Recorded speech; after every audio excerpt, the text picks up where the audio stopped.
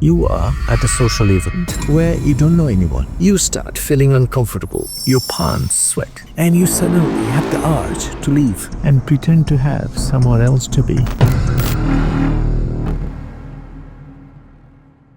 Fear isn't a foe. It's just a guide, a signal from the soul inside. It shows you where your courage grows in hidden places no one knows. Think fear as your body's alarm call. The moment you spot trouble, your heart starts pounding, you breathe faster, and you are suddenly on high alert, geared up to either stand your ground or run away. We call this the fight or flight response. And like any viral sensation, fear can spread in an instant, and it's tough to dial back once it's rolling. Understanding fear involves looking at it from emotional, psychological, and physiological angles. Let me break down those aspects. If you want to overcome fear, you need to understand those aspects. So bear with me.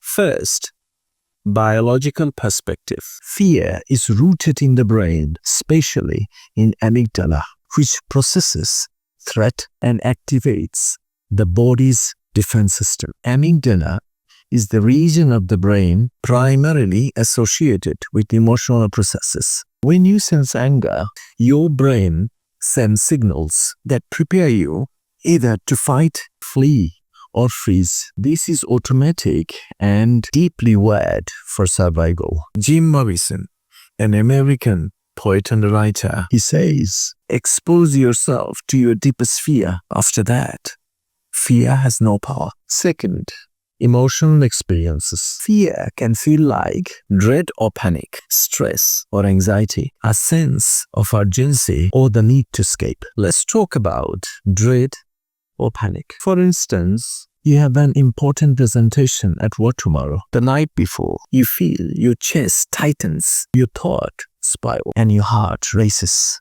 You are restless. You can't sleep. You keep on imagining everything going in wrong directions, forgetting your words, mumbling or freezing in front of everyone. Have you experienced that? No need to answer. This is fear showing up as dread or panic, a deep sense of impending doom, even before anything actually happens. The point is, you have just formulated everything from negative perspectives, and you will suffer it. Talking about fear from the angle of an emotional experience, stress or anxiety. Say, you received a call from your manager. Your manager said, I schedule a meeting tomorrow, the first thing in the morning. I need to have a chat with you. That's that. All day, your mind jumps to worst case scenarios. Am I in trouble? What did I do wrong?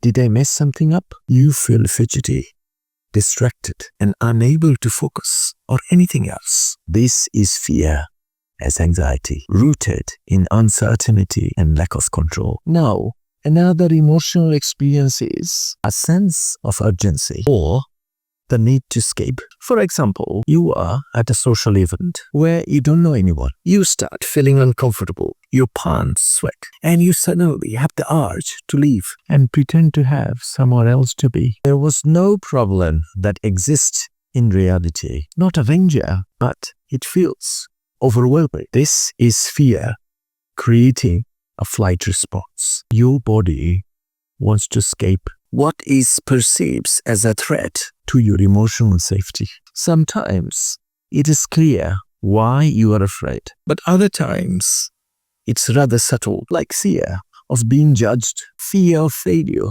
or the unknown. Try to relate those factors to your own understanding. Hope today's discussion helps you to comprehend fear to some extent. Have a lovely day.